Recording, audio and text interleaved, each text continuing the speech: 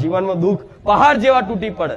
અરે ગમે તેવું થઈ જાય, ગમે તેવું, જરૂરી નહીં કે ભક્તિ કરતા હોય તો જીવનમાં દુઃખ ના આવે. બહુ જૂના ભક્તોના ચરિત્ર ને ઇતિહાસ વાંચો ને ત્યારે ખબર પડે કે એવા મહાન ભક્તો થઈ ગયા કે એના જીવનમાં ખતરનાક ખતરનાક બીમારીઓ અને ખતરનાક ઘટનાઓ બની ને ત્યારે ભગવાન માતાજી પર ભરોસો નહીં તોડ્યો.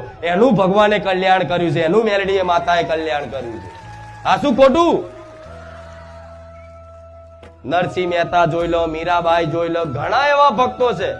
નરસિંહ મહેતા જેવા તો ના થાવ કઈ નહીં, મીરાબાઈ જેવી ના થાવ તો કઈ નહીં, પણ એમાંથી શીખ શું લેવા જેવી છે? શું એ ભક્તોના જીવનમાં દુઃખ નતા?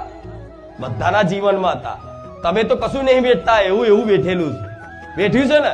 અત્યાર લગીના બધા ઇતિહાસો જોઈ લો, ભૂતકાળમાં ભક્તોના ચરિત્ર વાંચી લો તો તમને ખબર પડશે એ સાચા ભક્ત હોવા છતાં ભગવાન એમની જો રૂબરૂ વાતો કરે, રૂબરૂ, કેવું રૂબરૂ, આવરી પ્રગટમાં રૂબરૂ વાતો કરે છતાંય તે એમણે ભરોસો ક્યારેય તોડ્યો નહીં. કેમ કે એક વખત ભરોસો બંધાઈ જાય ને કે માતા છે, ભગવાન છે, તો પછી આખું જીવન બરબાદ થઈ જતું ને. તો હસતા હસતા એની હોમું જોઈને કહેજો આ બધું તમારી નજર હોમે થાય છે, હું કશું જાણતો નહીં, માં તારે જોવાનું છે બધું.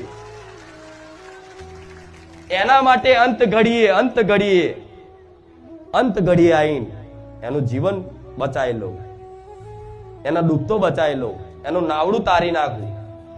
અર્જુનની જેમ કૃષ્ણ ભગવાન જેમ રથ હાંકતા હતા ને એ રીતે તમારી સારથી બની જવું માતા. તો આજ કદાચ મારા અર્જુન બની જાઓ, તમારા માટે હું કૃષ્ણ બનવા તૈયાર છું.